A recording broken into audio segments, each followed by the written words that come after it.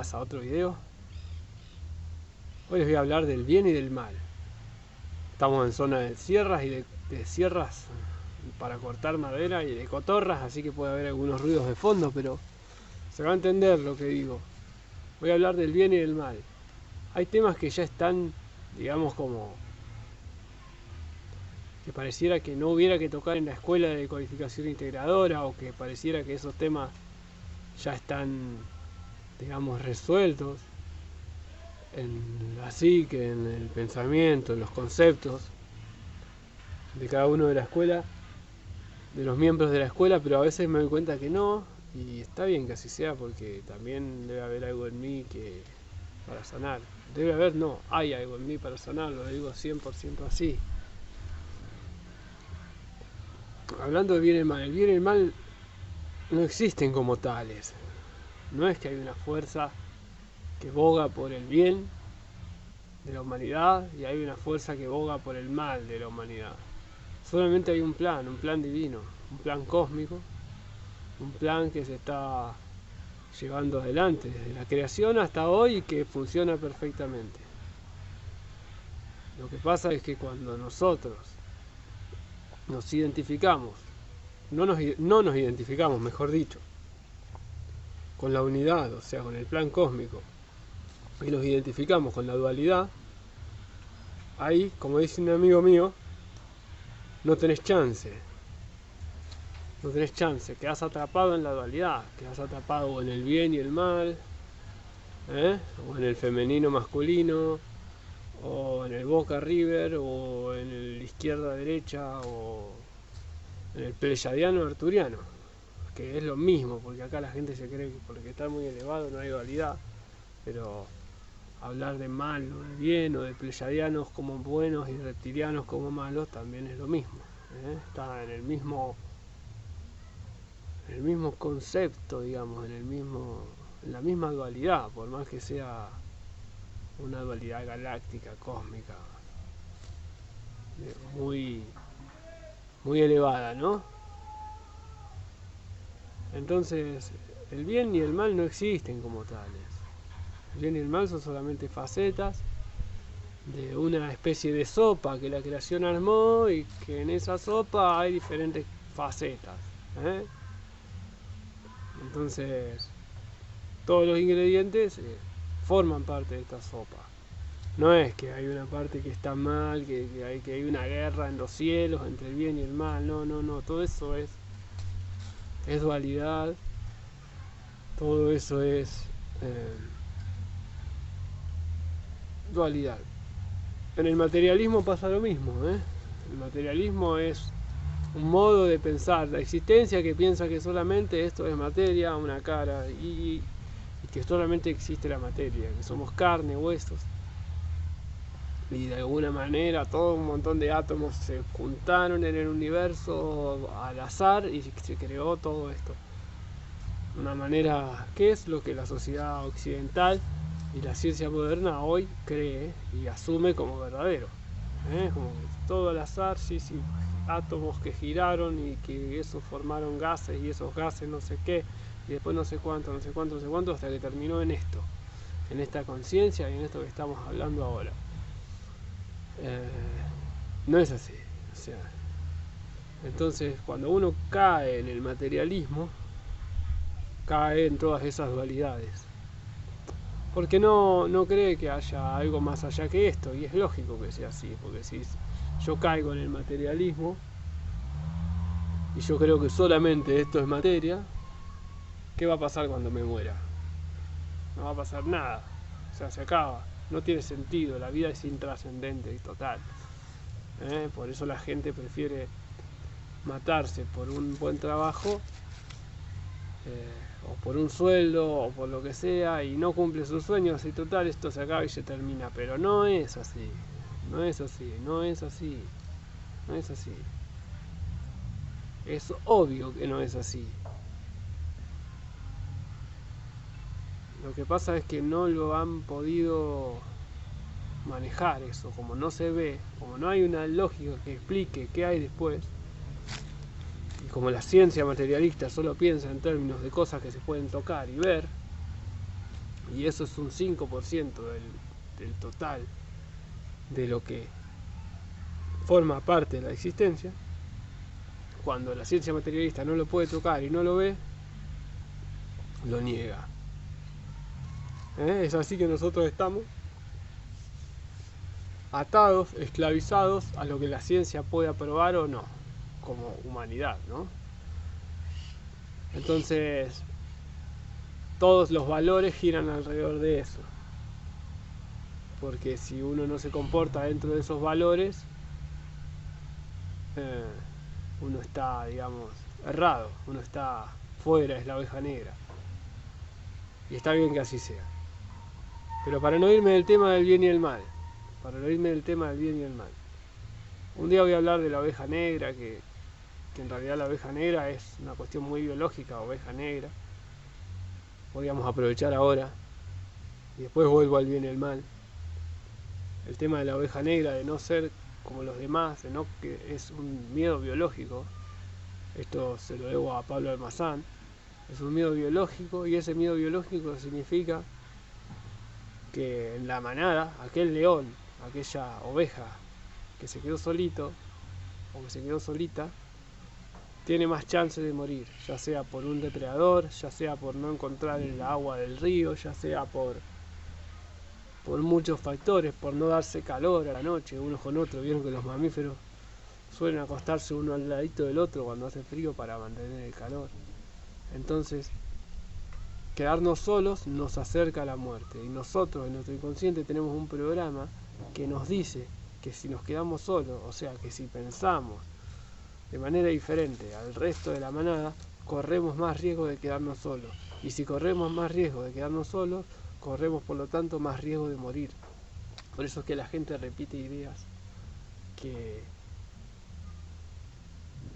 no está de acuerdo, que sabe en el fondo que no son así, pero bueno, las repite y las hace. De hecho hace cosas, no solo tiene que ver con ideas, sino con trabajos, con profesiones, con modos de ser, con la comida que se come, con todo para no quedar fuera de ese clan. Hay un grupo que se llama de Palo Alto, que eran unos psiquiatras de la década del 50, que fueron dieron grandes avances en el campo de la esquizofrenia. Ellos descubrieron lo que se llama el doble bind, o la doble coacción en una familia. La doble coacción es cuando hay un mensaje en una familia que es un mensaje contradictorio, que no hay manera de cubrirlo, no hay manera de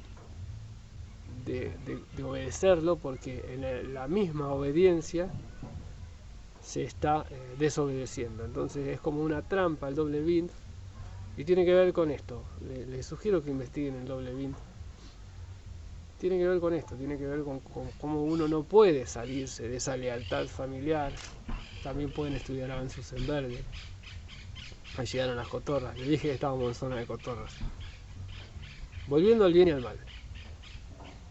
El mal a veces puede funcionar como vamos a poner mal como si fuese un adversario, ¿no? Como algo que yo tengo que superar. En un estado bajo de dualidad, si me aparece algo malo, una energía oscura, yo voy a tender a iluminarme o a ser mejor. Si aparece un enemigo, yo voy a tender a ser más fuerte porque el enemigo me va a comer. Esa competencia, esa dualidad, bien o mal, sirve para que todo esto evolucione. Es como si fuese un polo positivo y negativo que hace la chispa para que catalice el proceso de la evolución. Entonces son mecánicas cósmicas básicas. El bien y el mal no existen, son simplemente dos facetas de lo mismo.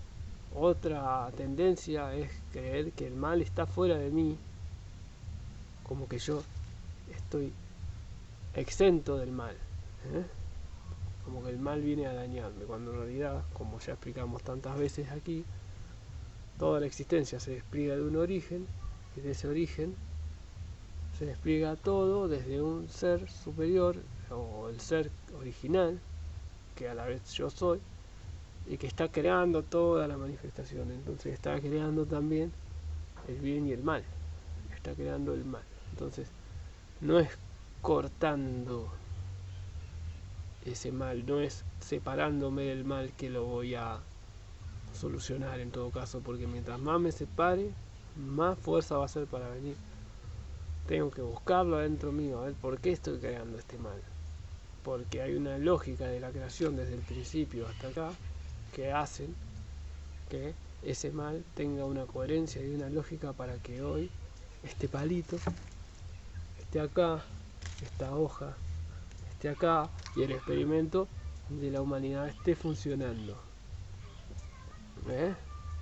Entonces, si queremos cambiar el mal, lo que tenemos que hacer es explicarle al experimento, al subconsciente biológico, que es el programa que se encarga de mantener todo esto funcionando.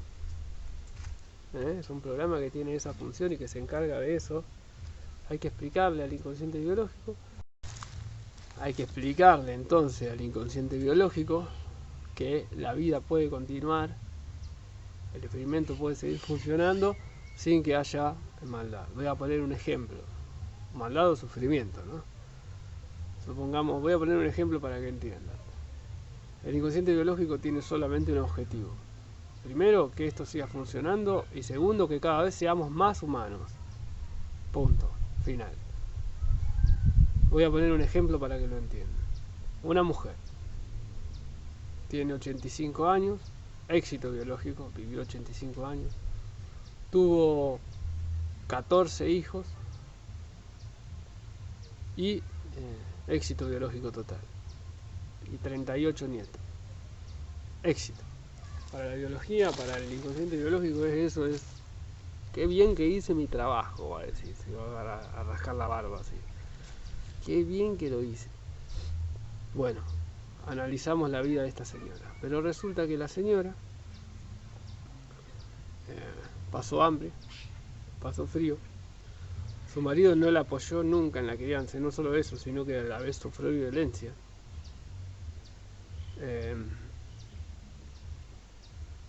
Y su marido le fue infiel toda la vida. Pero el inconsciente biológico dice, sí, pero funcionó.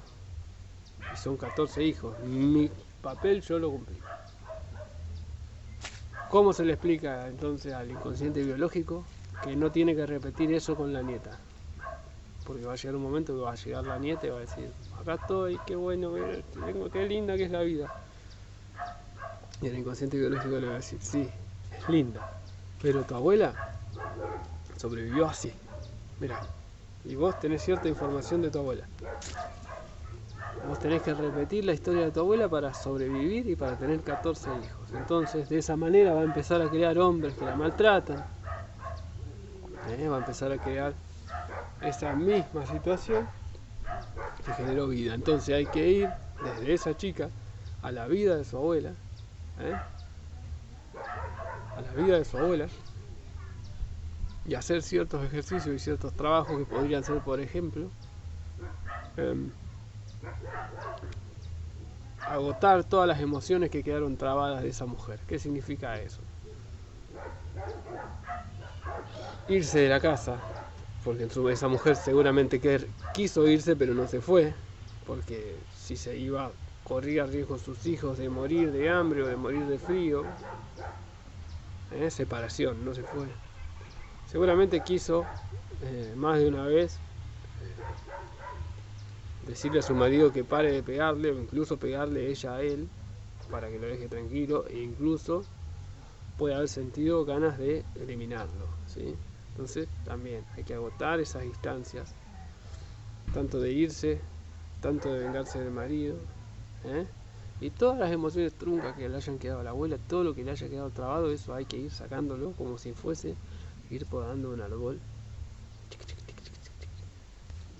para que hoy el inconsciente biológico diga, está bien, sos la nieta de esa mujer, pero te entiendo, te doy la razón, porque el inconsciente biológico no sabe de razonamiento, solamente sabe de emociones. Si le dicen, esta nieta le diría, sí, está bien, yo no voy a ser como la abuela, voy a tener 14 hijos, pero yo puedo hacerlo. El inconsciente biológico dice, no. Porque el inconsciente biológico tiene grabada la emoción de la abuela. Es más fuerte la emoción que el razonamiento en ese sentido. Así que bueno, esto es una aproximación al bien y el mal. Entonces ese mal no está ahí para molestar, está ahí porque hace que esto haya funcionado hasta hoy. ¿Querés explicarle al inconsciente biológico que el mal no es necesario? ¿Querés hacerlo? Tenés que ir a consulta, venir a consulta. Dale, te mando un abrazo.